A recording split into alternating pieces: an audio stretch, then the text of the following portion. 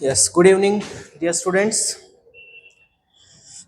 आज जो हमारी डे थर्ड की क्लास है, हम चैप्टर नंबर 4 से स्टार्ट कर रहे हैं, theory of firm under perfect competition. तो ये जो टॉपिक है फॉर्म्स ऑफ मार्केट का पार्ट होता है। तो हमें पहले ये पता होना चाहिए मार्केट क्या होता है।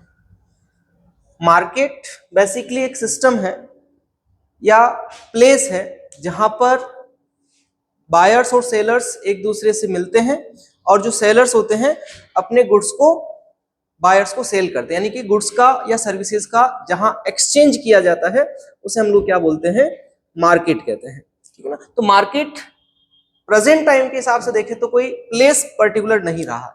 उसका रीजन क्या है कि आजकल ग्लोबल विलेज एक कॉन्सेप्ट चल रहा है। ग्लोबल विलेज का मतलब जो इंटरनेशनल बाउंड्रीज हैं वो बिल्कुल रिमूव हो चुकी है और वर्ल्ड वाइड हम कहीं से भी ट्रेडिंग कर सकते हैं। इस वजह से हम घर बैठे जब भी ऑनलाइन ट्रेडिंग करते हैं या ऑनलाइन गुड्स परचेज करते हैं या गुड्स को ऑनलाइन सेल करते हैं तो उस केस में मार्केट कोई प्लेस फिक्स नहीं रह जाता है। वहां पर क्या बन जाता है, वो एक सिस्टम बन जाता है। इसलिए मार्केट एक ऐसा सिस्टम है जहां पर बायर्स एंड सेलर्स मीट करते हैं और अपने गुड्स को एक्सचेंज करते हैं कुछ मॉनेटरी या कंसिडरेशन के लिए, कुछ मॉनेटरी बेनिफिट्स के लिए भी कह सकते हैं या फॉर द कंसिडरेशन। तो उसे हम कहेंगे मार्केट। मार्केट के बाद इसके टाइप्स आते हैं या फॉर्म्स ऑफ मार्केट आता है। तो बेसिकली मार्केट को कंपटीशन के बेसिस पर दो पार्ट में क्लासिफाई करते हैं। एक मार्केट होता है कंपटीशन के बेसिस पर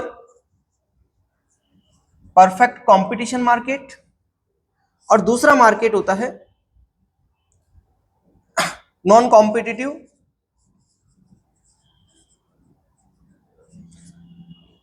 हमारे सिलेबस में वैसे परफेक्ट कंपटीशन ही है, जैसे चैप्टर का नेम भी है theory of firm under perfect competition, but अपन को थोड़ा सा नॉलेज इनका भी होना चाहिए नॉन कॉम्पिटिटिव मार्केट में क्या आता है। तो बेसिकली इस नॉन कॉम्पिटिटिव मार्केट के 3 सेगमेंट्स होते हैं। एक होता है मोनोपोली, एक होता है मोनोपोलिस्टिक और थर्ड होता है ओलिगोपोली। मोनोपोली 2 वर्ड से मिलके बना है, मोनो प्लस पोली। मोनो मतलब होता सिंगल और पोली का मतलब होता सेलर, यानी ये एक ऐसा मार्केट है जहां पर किसी प्रोडक्ट का केवल और केवल एक सिंगल सेलर होता है, तो उस मार्केट को हम जनरली बोलते हैं मोनोपोली। फिर आता monopolistic. Monopolistic is a market condition where large number of buyers and sellers exist and sellers sell homogeneous product but product is differentiated from each other। हर दूसरे सेलर से एक प्रोडक्ट जो होगा वो क्या होता है, डिफरेंशिएट होता है ना। यहां पर क्या होगा, प्रोडक्ट डिफरेंशिएशन होता है। Product differentiation in the sense of quality, in the sense of price, in the sense of shape, in the sense of colour, taste, preference etcetera. तो उस कंडीशन में इस मार्केट के अंदर बहुत ज्यादा हाई कंपटीशन होता है, जिसे हम बोलते हैं जनरली कट थ्रॉट कंपटीशन। जैसे कॉस्मेटिक आइटम्स जितने भी हैं वो मोनोपोलिस्टिक में आते हैं। मोनोपोली के अंदर हम एग्जांपल दे सकते हैं रेलवे। रेलवे इंडिया में क्या है, एक मोनोपोली है। रेलवे जैसी सर्विस और कोई सेक्टर या और कोई कंपनी प्रोवाइड नहीं कर रही है। मोनोपोलिस्टिक के अंदर हमारे पास जितने भी कॉस्मेटिक आइटम्स हैं वो सारे आते हैं। फिर आता है ओलिगोपोली मार्केट। तो ओलिगोपोली मार्केट रिप्रेजेंट करता है ऐसे मार्केट को जहां पर कुछ ही बड़ी फर्में होती है, यानी कि few large big firms are exist in this market and it is called oligopoly market. यहां पर बहुत ज्यादा फर्म्स नहीं होती है, जो फर्म की काउंटिंग होगी वो लिमिटेड होगी, 5, 6, 10 मैक्स टू मैक्स, उससे ज्यादा फर्म्स नहीं होती है। और ये सारी फर्म्स मिलकर मार्केट में कॉर्पोरेशन के साथ वर्क करती है, यानी कि यहां पर एक ग्रुप के साथ ये वर्क करते हैं जिसको हम जनरली कार्टेल बोलते हैं। इस मार्केट के अंदर जैसे कि सॉफ्ट ड्रिंक्स की कंपनी जितनी भी है,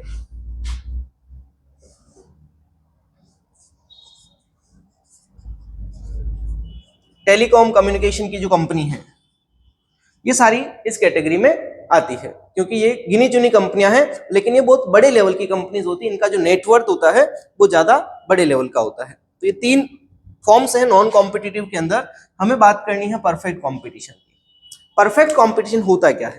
तो perfect competition is a market situation where large number of buyers and sellers exist and all the sellers sell homogeneous and identical products. सारे के सारे जो सेलर्स हैं या बायर्स हैं, जो प्रोड्यूसर्स हैं, वो एक जैसा प्रोडक्ट बेचते हैं। उनका प्रोडक्ट हर टाइप से सिमिलर होता है, चाहे वो प्राइस के कंपैरिजन से देखें, चाहे अपन उनके टेस्ट के हिसाब से देखें, उनके कलर के हिसाब से देखें, हर एक चीज, हर एक क्वालिटी उनमें क्या होती है, सिमिलर होती है। तो इस मार्केट को हम कहते हैं परफेक्ट कंपटीशन मार्केट। फिर इसका एक इंपॉर्टेंट क्वेश्चन आ सकता है, फीचर्स। परफेक्ट कंपटीशन के फीचर्स क्या क्या होते हैं? तो जैसा कि मीनिंग में हमने पढ़ा था, पहला फीचर है large number of buyers and sellers. इस मार्केट में बायर्स एंड सेलर्स जो है वो क्या होते हैं, लार्ज क्वांटिटी में होते हैं। इसके अलावा जो सेलर्स होते हैं वो क्या करते हैं, सेलर्स सेल होमोजीनियस प्रोडक्ट्स। जितने भी सेलर्स हैं वो कैसा प्रोडक्ट सेल करते हैं, होमोजीनियस या आइडेंटिकल प्रोडक्ट, यानी कि बिल्कुल सिमिलर प्रोडक्ट सेल करते हैं। इस मार्केट के अंदर और बात करें तो बायर्स और सेलर्स को मार्केट का परफेक्ट नॉलेज होता है,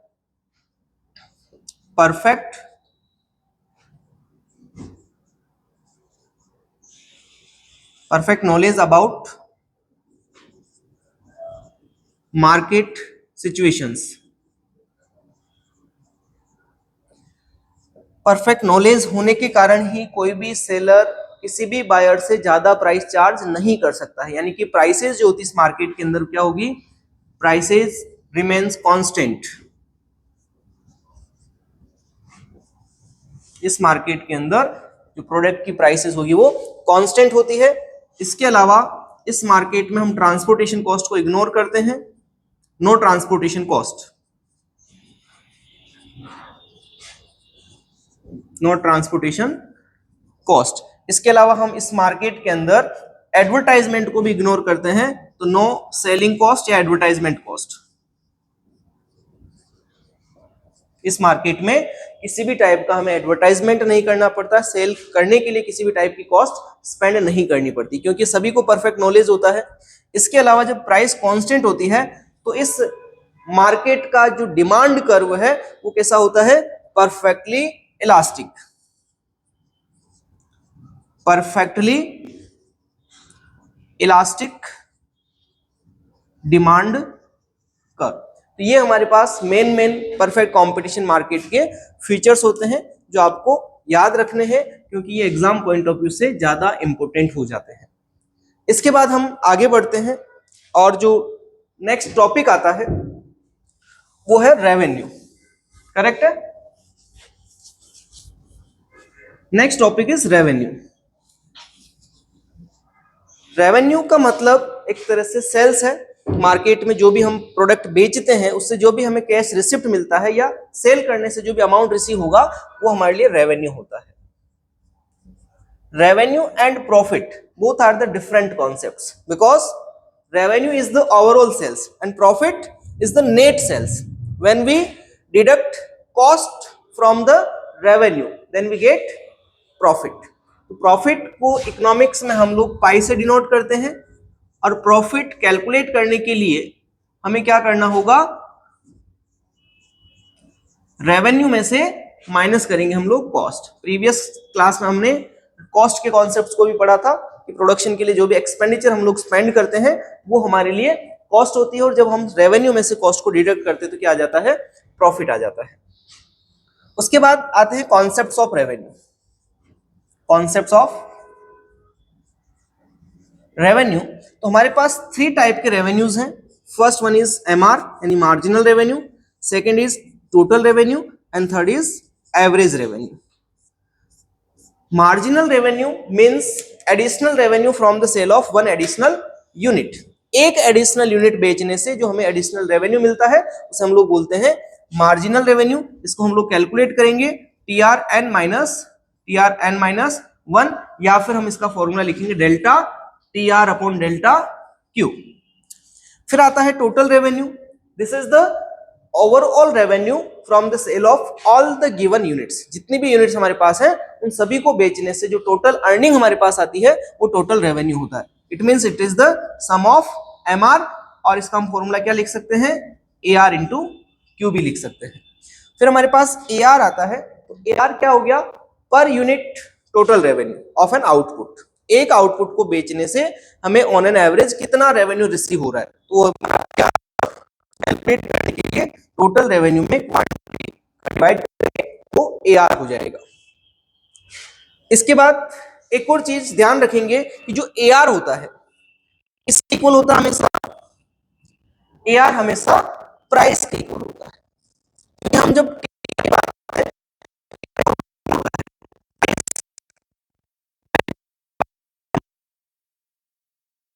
करने के लिए हम लोग क्या करते हैं, प्राइस और क्वांटिटी को मल्टीप्लाई करते हैं। तो अगर हम टीआर की जगह प्राइस और क्वांटिटी प्लस कर दे, टीआर की जगह प्राइस और क्वांटिटी, तो हमारे पास पी इंटू क्यू अपॉन क्या बचेगा, क्यू बचेगा, और क्यू से क्यू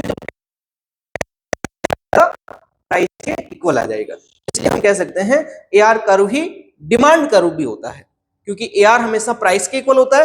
प्राइस और क्वांटिटी का रिलेशन डिमांड होगा as a consumer point of view, और उसी प्राइस या एआर के साथ रिलेशन हमारे लिए एवरेज रेवेन्यू कर्व को फॉर्म करेगा। इसलिए एवरेज रेवेन्यू कर्व ही एक फर्म का डिमांड कर्व या एक कंज्यूमर के पॉइंट ऑफ व्यू से डिमांड कर्व माना जाता है। तो एआर हमेशा प्राइस के इक्वल होता है। फिर हम आगे बढ़ते हैं, तो अलग अलग फॉर्म्स ऑफ मार्केट में किस तरह से रेवेन्यू कर्व के शेप बनते हैं।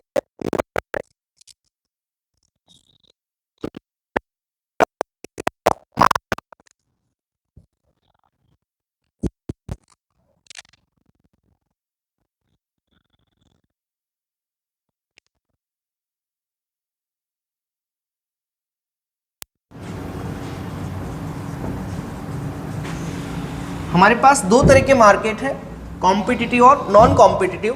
पहला हम पढ़ रहे हैं कॉम्पिटिटिव के अंदर, जिसमें हमारे पास आता है परफेक्ट कॉम्पिटिशन। और अभी हमने पढ़ा था परफेक्ट कॉम्पिटिशन एक ऐसा मार्केट है जहां पर प्राइसेस क्या होगी, कांस्टेंट होती है। तो जब हम प्राइस को कांस्टेंट मान ले तो हमारे पास कुछ क्वांटिटी होगी, कुछ प्राइस होगी। जब हम एक क्वांटिटी को सेल करते हैं तो सपोज 10 रुपीज़ हमें उसमें उस एक क्वांटिटी को बेचने के लिए हम 10 रुपीज़ चार्ज कर रहे हैं। दो क्वांटिटी हम बेचेंगे तब भी एक क्वांटिटी का पर यूनिट हम 10 रुपये लेंगे, 3 क्वांटिटी बेचेंगे तब भी 10 रुपये लेंगे, 4 क्वांटिटी बेचेंगे तब भी 10 रुपये लेंगे, 5 क्वांटिटी बेचेंगे तब भी 10 रुपये लेंगे, क्योंकि इस मार्केट के अंदर प्राइस क्या रहती है, कांस्टेंट रहती है। अब हमें इससे कैलकुलेट करना है टीआर, टोटल रेवेन्यू। हमने पीछे पढ़ा पी इंटू क्यू करने से क्या आ जाता है, टोटल रेवेन्यू हमें मिल जाता है। तो price into quantity 10 into 1 10, 2 into 10 20, 3 into 10 30, 4 into 10 40 और 5 इंटू 10 50। तो ये हमारे पास क्या आ गया, टोटल रेवेन्यू। इसी की हेल्प से हम लोग निकाल सकते हैं एमआर, और एमआर कैलकुलेट करने के लिए पहला आप ब्लैंक भी लिख सकते हैं और 10 भी लिख सकते हैं। उसके बाद अगर हम 10 लिखते हैं तो डिफरेंस लेना है एमआर के लिए, 20 में से 10 जाएगा 10, 30 में से 20 जाएगा 10, 40 माइनस 30 10, 50 माइनस 40 भी 10। यानी कि जब प्राइस कांस्टेंट होती है तो एमआर भी क्या होगा, कांस्टेंट होगा। और हमें एआर कैलकुलेट करना है, और एआर हमेशा और हमेशा किसके इक्वल होता है, इक्वल टू प्राइस। तो जो प्राइस है वही हमारा क्या हो जाएगा, एआर। तो प्राइस यहाँ पर 10 है और ये कांस्टेंट है। तो इस तरह से हम लोग इसको टेबल के रूप में शो कर सकते हैं। इसी की हेल्प से हम डायग्राम अगर बनाते हैं तो टीआर जो है वो किस तरह का डायग्राम बन रहा है, 1 पर 10, 2 पर 20, 3 पर 30, 4 पर 40, 5 पर 50। यानी कि ये जो टीआर कर्व है ये ओरिजिन से स्टार्ट होता है और 45 डिग्री एंगल से इंक्रीज होता है, क्योंकि इसका जो इंक्रीज होने का रेट है वो क्या है, कांस्टेंट है। एआर का शेप इसमें क्या रहेगा, इंक्रीजिंग होगा कांस्टेंट रेट से। फिर एमआर और एआर के जो डायग्राम है वो पैरेलल टू एक्स एक्सिस बनेंगे, क्योंकि दोनों क्या है, कांस्टेंट। यही हमारी प्राइस है और यही हमारा डिमांड कर्व भी होता है। तो इस तरह के इनके डायग्राम के शेप होते हैं। यहाँ पर एक्स एक्सिस पे क्वांटिटी रिप्रेजेंट करते हैं और वाई एक्सिस पे हम लोग रेवेन्यू को रिप्रेजेंट करेंगे। तो इस तरह से हमारा परफेक्ट कंपटीशन मार्केट में रेवेन्यू कर्व के शेप हो सकते हैं। ये हमारे लिए ज़्यादा इंपॉर्टेंट होगा as compare to non competitive market, क्योंकि सिलेबस में परफेक्ट कंपटीशन आता है तो अपन से पूछा जा सकता है परफेक्ट कंपटीशन में रेवेन्यू कर्व के शेप क्या होते हैं, डायग्राम बना के समझाइए। तो अपन को इनके डायग्राम और टेबल अगर बना ले तो बहुत अच्छा रहेगा, और टेबल की हेल्प से फिर आपके डायग्राम इजीली बन जाएंगे। फिर आपको इनके मीनिंग वगैरह अगर बड़ा क्वेश्चन आता है तो उसमें मीनिंग के साथ इनके फॉर्मूले भी लिखने हैं और कंप्लीट इस क्वेश्चन को सोल्व करना है। अब दूसरा टॉपिक परफेक्ट कंपटीशन हो गया, यानी कॉम्पिटिटिव मार्केट के अंदर। अब नॉन कॉम्पिटिटिव मार्केट के अंदर रेवेन्यू कर्व के शेप क्या होंगे, तो अपन स्टार्ट कर रहे हैं।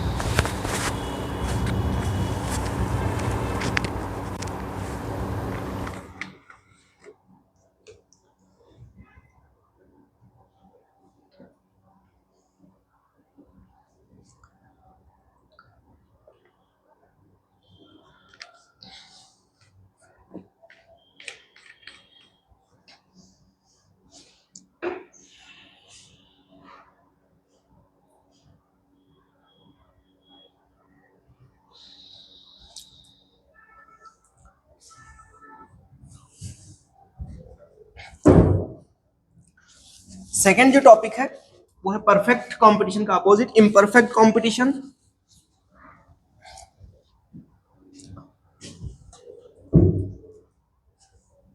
रेवेन्यू कर्व इन इम्परफेक्ट कंपटीशन।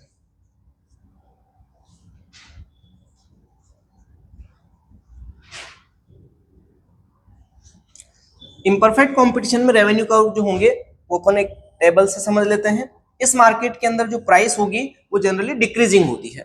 1 2 3 4 5 प्राइस हम स्टार्ट कर रहे हैं 10 9 8 7 6 5 4 6 7 ये हमारे पास प्राइस और क्वांटिटी लिखी हुई है।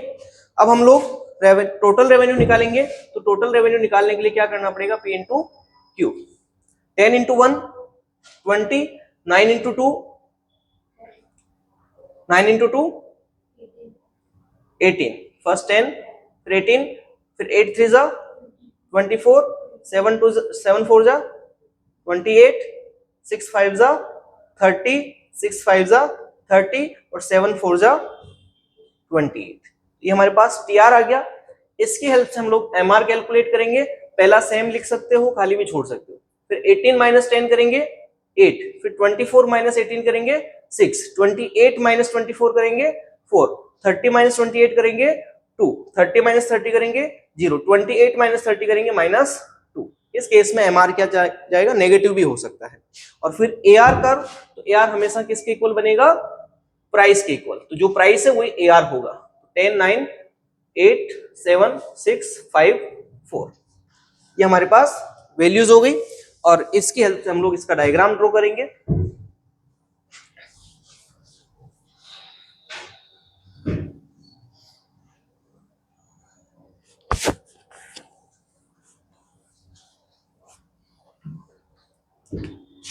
इसमें जो टीआर कर्व होता है वो थोड़ा सा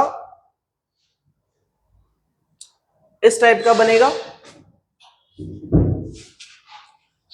और एमआर जो है वो डाउनवर्ड स्लोप का बन रहा है इस तरह से, और एआर जो है वो इसके ऊपर रहेगा, लेकिन एआर कभी भी जीरो या नेगेटिव नहीं होता है। तो ये इनके शेप है।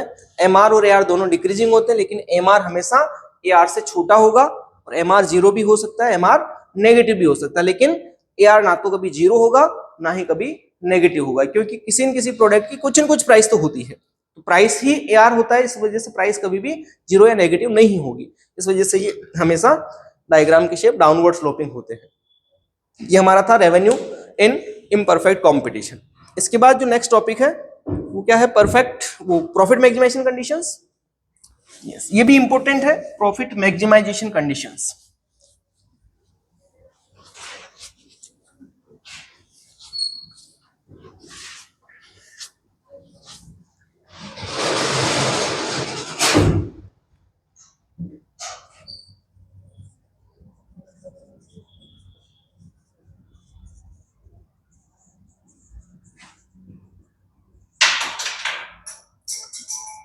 प्रॉफिट मैक्सिमाइजेशन कंडीशन, हमेशा एक प्रोड्यूसर ये चाहता है कि उसका फर्म जो है वो max to max profit earn करे, या कोई भी प्राइवेट सेक्टर का पर्सन जो अपना बिजनेस रन करता है वो हमेशा अपने प्रॉफिट को मैक्सिमाइज चाहता है। तो प्रॉफिट मैक्सिमाइज करने के लिए कंडीशंस होती है, तो वो कंडीशंस क्या क्या है वो अपन डिस्कस कर रहे हैं। टोटल 3 कंडीशंस है। फर्स्ट कंडीशन क्या कहती है कि एमआर और एमसी इक्वल होने चाहिए, यानी कि जितना हम रेवेन्यू अर्न कर रहे हैं कम से कम हमारी उस रेवेन्यू से कॉस्ट कवर हो जाए, यानी कि एमआर इक्वल्स टू एमसी हो, या फिर अपन क्या कह सकते हैं कि हमारी प्राइस इतनी तो होनी चाहिए कि हमारी कॉस्ट कवर हो जाए, यानी कि प्राइस किसके इक्वल हो, प्राइस किसके इक्वल हो, हमारी कॉस्ट के इक्वल हो जाए, कम से कम इतनी प्राइस तो हम चार्ज करें। तो पहली कंडीशन है, पहली कंडीशन का नेम क्या है, price must be equal to MC.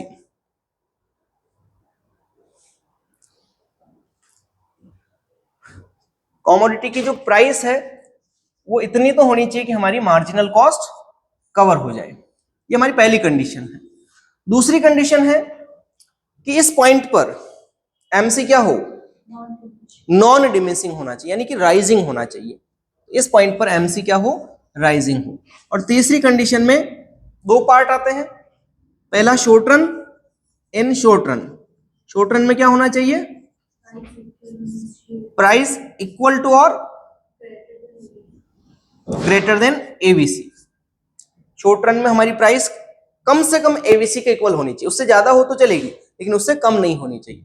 और इसका लॉन्ग रन अगर है तो लॉन्ग रन में हम एबीसी को कंपेयर नहीं करके एसी से कंपेयर करते, तो लॉन्ग रन में हमारी जो प्राइस होगी वो ग्रेटर देन और इक्वल टू एसी होनी चाहिए। ये हमारी प्रॉफिट मैक्सिमाइजेशन की कंडीशंस है। तो इन तीनों कंडीशंस को 1 बाय 1 डायग्राम से समझते हैं। पहली कंडीशन है जिसमें प्राइस जो हो किसके इक्वल हो, एमसी के इक्वल हो।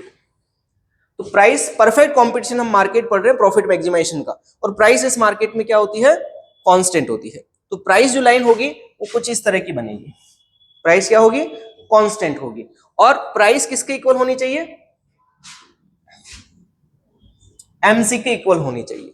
तो हमारे पास 2 ऐसे पॉइंट है जहां पर प्राइस और एमसी इक्वल हो रहे हैं, पी इक्वल्स टू एमसी यहां पर भी होगा और पी इक्वल्स टू एमसी इस पॉइंट पर भी होगा। लेकिन प्रॉफिट मैक्सिमाइजेशन की जो कंडीशन है वो हमारा पॉइंट के अगर मार्क कर दे ए और बी तो बी पॉइंट को माना जाएगा। उसका रीजन क्या है, सेकंड कंडीशन, कि बी पॉइंट पर सेकंड कंडीशन भी पूरी हो रही, ए पॉइंट पर हमारी सेकंड कंडीशन फुलफिल नहीं हो रही, क्योंकि ए पॉइंट पर एमसी क्या है, डिमिनिशिंग है, जबकि कंडीशन है कि एमसी डिमिनिशिंग नहीं होना चाहिए, एमसी इंक्रीजिंग होना चाहिए। तो बी पॉइंट जो है यहां पर हमारी पहली कंडीशन, दूसरी कंडीशन पूरी होती है। तो ये हमारा पहला प्रॉफिट मैक्सिमाइजेशन का पॉइंट है। अब इसमें एक प्रोड्यूसर यहां प्रोडक्शन क्यों स्टॉप नहीं कर रहा है या इसके आगे क्यों प्रोडक्शन कर रहा है, तो उसके बहुत सारे कारण हैं। पहला रीजन ये है कि एक प्रोड्यूसर अगर सपोज इस पॉइंट पर प्रोडक्शन को स्टॉप कर देता है तो उसे अभी प्रॉफिट होना स्टार्ट होगा इसके बाद, इससे पहले तक तो उसकी कॉस्ट ही ज्यादा है, मार्जिनल कॉस्ट ऊपर है और प्राइस नीचे है, यानी रेवेन्यू, प्राइस का मतलब रेवेन्यू इतना ही मिल रहा है उसको। तो इस कंडीशन में से अभी तक लॉस हो रहा है। इस पॉइंट पर आके उसका कॉस्ट और रेवेन्यू इक्वल हुआ अभी, तो अगर वो यहां पर प्रोडक्शन स्टॉप कर देता है तो आने वाला जो ये पूरा प्रॉफिट है, ये पूरा प्रॉफिट है, क्योंकि इस पॉइंट पर प्राइस ऊपर होगी, कॉस्ट नीचे हो जाएगी, तो उस रेवेन्यू से वो वंचित रह जाएगा या वो रेवेन्यू से नहीं मिल पाएगा, इसलिए वो प्रोडक्शन करता जाएगा, है ना। ये जो पॉइंट है इसके सेंटर में, ये पर यूनिट मैक्सिमम प्रॉफिट को शो कर रहा है, क्योंकि इनका वर्टिकल डिफरेंस यहाँ पर हाईएस्ट है। एक प्रोड्यूसर इस पॉइंट पर आके प्रोडक्शन को स्टॉप करता है, क्यों करता है, क्योंकि यहां तक उसे प्रॉफिट होता है। इसके बाद अगर वो प्रोडक्शन करता आगे किसी आउटपुट लेवल पर तो फिर वापस कॉस्ट ऊपर है और रेवेन्यू यानी प्राइस नीचे है, तो उस कंडीशन में प्रोड्यूसर को क्या होगा, लॉस होना स्टार्ट हो जाता है। इस वजह से अल्टीमेटली अपन कह सकते हैं ये जो पॉइंट है, आउटपुट लेवल अपन ने यहाँ मार्किंग कर रखी है, तो उस लेवल पर ही वो प्रोडक्शन करेगा, उसके आगे प्रोडक्शन नहीं करेगा। दूसरे पॉइंट में भी ये चीज बता रखी है कि एमसी क्या होना चाहिए, राइजिंग होना चाहिए। तो हमने हर एक कंडीशन को अलग से डिफाइन कर रखी है। इस पॉइंट पर हमने केवल एमसी के बारे में शो रखा है कि एमसी यहां पर क्या है, राइजिंग है। और तीसरी कंडीशन शॉर्ट रन और लॉन्ग रन में डिफरेंट है। दो कंडीशन में अपन को बताना होता है। तो शॉर्ट रन की अगर बात करें तो प्राइस किसके इक्वल या किसके बराबर होनी चाहिए, एवीसी के बराबर होनी चाहिए। लेकिन इस एक्सप्लेनेशन में अपन को पहले लॉस की कंडीशन को बताना है। थर्ड पॉइंट के अंदर शॉर्ट रन के बारे में अपन को पहले क्या बताना पड़ेगा, लॉस को बताना पड़ेगा। ये तो हमारा एमसी है ही है, लेकिन एवीसी का जो डायग्राम है, एवीसी क्या होगा, इससे ऊपर बनाएंगे अपन। ये हमारा एवीसी सपोज, तो एवीसी ऊपर है, इसका मतलब हम शॉर्ट रन में इतनी प्राइस भी चार्ज नहीं करें कि हमारी वेरिएबल कॉस्ट कवर हो जाए। तो हमारे पास ये जो पॉइंट है, ये इक्विलिब्रियम पॉइंट है, जहां पर एमसी और प्राइस दोनों इक्वल होते हैं। इस पॉइंट को क्या बोला जाता है, इक्विलिब्रियम पॉइंट। तो इससे ऊपर इतनी हमारी कॉस्ट एक्स्ट्रा लग रही है, तो ये जो एरिया बनेगा, इस एरिया को हम क्या बोलेंगे, लॉस हो रहा है। एक फर्म को यहां पर लॉस हो रहा है, इसका मतलब ये पॉइंट प्रॉफिट मैक्सिमाइजेशन पॉइंट नहीं है। हमें एक्सप्लेनेशन ये चीज बतानी है। और अगर ये लॉन्ग रन हुआ तो लॉन्ग रन में क्या इंपैक्ट आएगा, प्राइस लॉन्ग रन में एलएमसी हो जाएगा और एलएसी हो जाएगा। इक्विलिब्रियम पॉइंट अगेन यही होगा जहां पर एमसी प्राइस को इंटरसेक्ट करेगी। तो इससे ऊपर का जो एरिया है, ये पूरा क्या होगा, लॉन्ग रन में लॉस को इंडिकेट करेगा। तो ये प्रॉफिट मैक्सिमाइजेशन कंडीशन नहीं है। अब हमें इनको बताना है कि प्रॉफिट मैक्सिमाइजेशन कब होगा। तो अपन यहाँ कंडीशन लिख रहे हैं कि कब होगा, तो हमारी प्राइस क्या हो, एवीसी से ज्यादा, लॉन्ग रन में हमारी प्राइस एसी के इक्वल या एसी से ज्यादा हो। इन दोनों केवल स्टूडेंट का डायग्राम समझा रहा हूं ऊपर। ये हमारा एसएमसी कर्व हो गया, तो ये इक्विलिब्रियम पॉइंट माना जाएगा। यहां पर एसएमसी राइजिंग होता है, इसको इंटरसेक्ट करता है। अब इस पॉइंट मैंने ये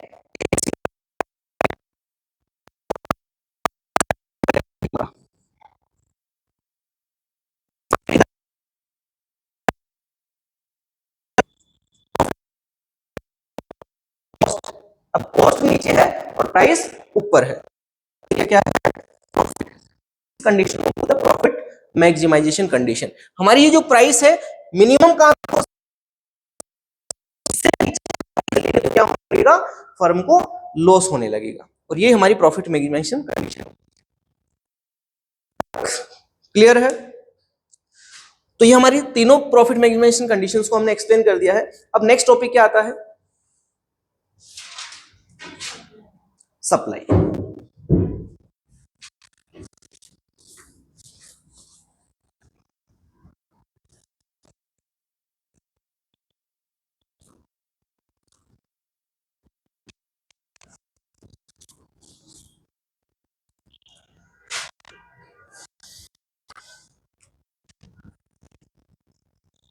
तो अपन सप्लाई बहुत एक दूसरे से रिलेट करते हैं।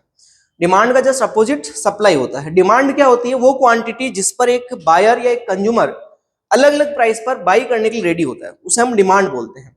सिमिलरली सप्लाई वो क्वांटिटी है जिसे एक सेलर या प्रोड्यूसर वेरियस प्राइसेस पर बेचने के लिए रेडी है, उस क्वांटिटी को हम क्या कहेंगे, सप्लाई। यानी कि यहां पर एक सेलर या एक प्रोड्यूसर विभिन्न प्राइसेस के ऊपर या वेरियस प्राइसेस के ऊपर मार्केट में बेचने के लिए अगर वो रेडी है तो उसे हम कहेंगे सप्लाई। सप्लाई और क्वांटिटी सप्लाई भी थोड़ा सा कॉन्सेप्ट समझना पड़ेगा। सप्लाई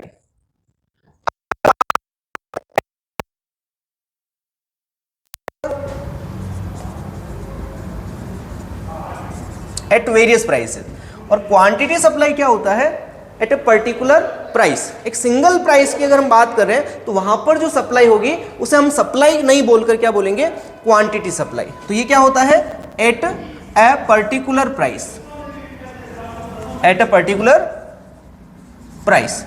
ये वेरियस प्राइसेस पे होगा, ये क्या होगा, एक पर्टिकुलर प्राइस पे होगा। जैसे अपन इसको एग्जांपल से समझें तो एक सप्लाई शेड्यूल हम लोग बनाते हैं जिसमें एक तरफ प्राइस होती है और एक तरफ होता है क्वांटिटी सप्लाई।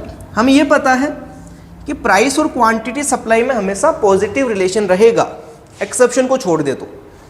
जिस तरह से प्राइस और क्वांटिटी डिमांड में इन्वर्स रिलेशन होता है, ऐसे ही प्राइस और क्वांटिटी सप्लाई में पॉजिटिव रिलेशन, यानी कि एक सप्लायर के पॉइंट ऑफ व्यू से सोचें तो जैसे जैसे प्राइस बढ़ेगी वैसे वैसे एक सप्लायर अपने सप्लाई को भी इंक्रीज करेगा। तो जैसे ये हमने वेरियस प्राइसेस लिखी, जब प्राइस 10 रुपीज़ है तो 1 क्वांटिटी सप्लाई हो रही है, 20 रुपीज़ है तो 2 क्वांटिटी सप्लाई हो रही है। तो ये वेरियस प्राइसेस पर ये पूरा जो शेड्यूल है, यानी इसको कंबाइंडली हम लोग क्या कहेंगे, सप्लाई। लेकिन इसमें से पर्टिकुलर कोई एक प्राइस हम पिक कर ले कि 20 रुपए पर, पर्टिकुलर जो 20 रुपए हैं इस पर हम कितनी सप्लाई कर रहे हैं, तो उसको सप्लाई नहीं कह के क्या बोलेंगे, क्वांटिटी सप्लाई कहेंगे, है ना। एट वेरियस प्राइस यानी पूरी कंबाइंडली क्या कहलाती है, सप्लाई।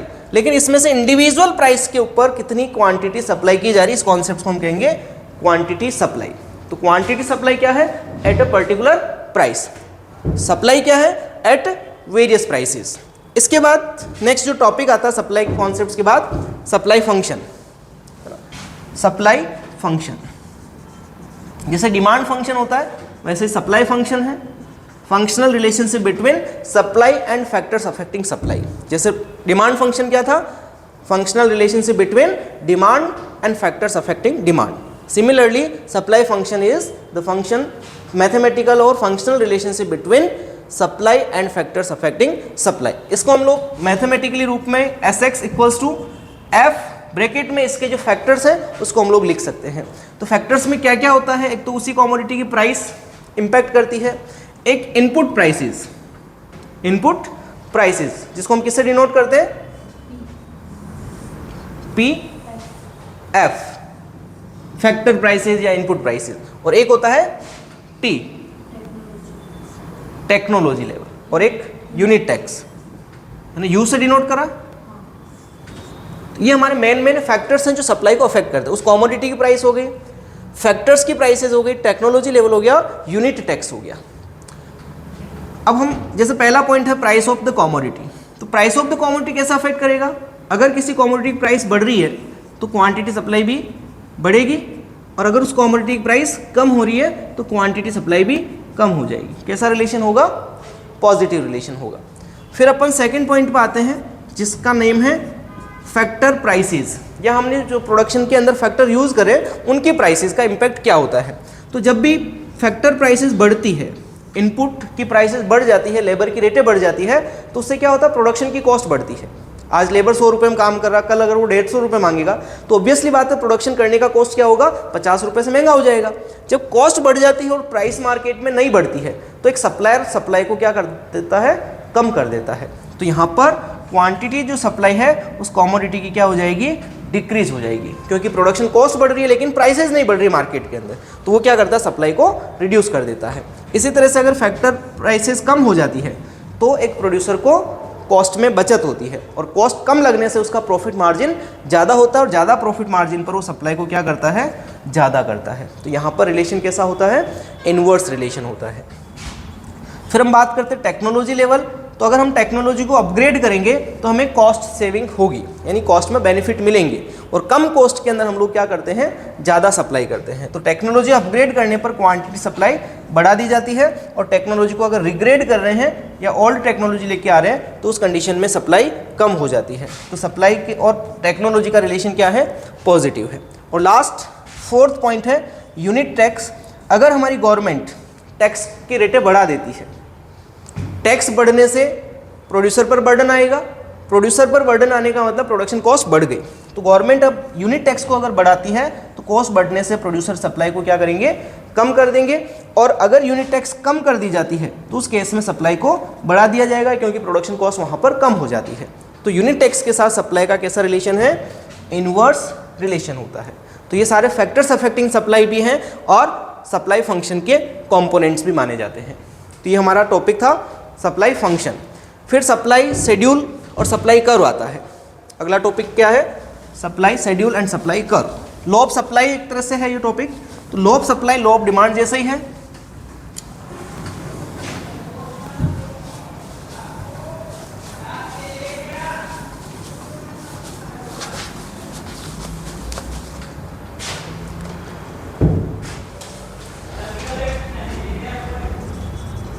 कॉन्सेप्ट लिख रहा हूं, लॉ ऑफ सप्लाई। तो लॉ ऑफ सप्लाई और लॉ ऑफ डिमांड एक जैसे ही है। लॉ ऑफ डिमांड हमें बताता है if other things remain constant then every increase in price leads to decrease in quantity demand. Law of supply भी same है, if other things remain constant then every increase in price leads to increase in quantity supply. There is a positive relationship between price and quantity supply. इसको express करने के दो तरीके हैं। पहला तरीका है supply schedule,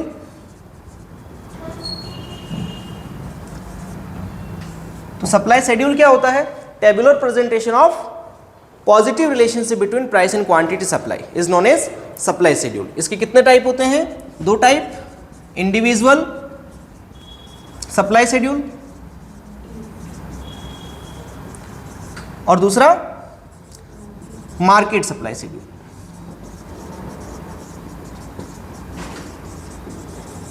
individual supply schedule का define same, positive tabular presentation of positive relationship between price and quantity supply of a single supplier, then it is called individual supply schedule. और मार्केट सप्लाई शेड्यूल में क्या हो जाएगा?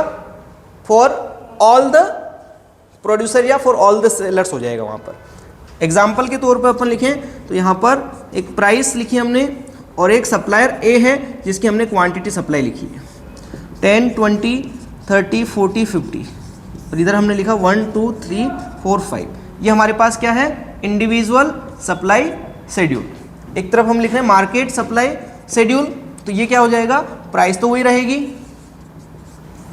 अब यहाँ पर अलग अलग लोगों की क्वांटिटी सप्लाई, ए सेलर भी है बी सेलर भी है और इन दोनों का टोटल मिला के क्या हो जाएगा? Market supply.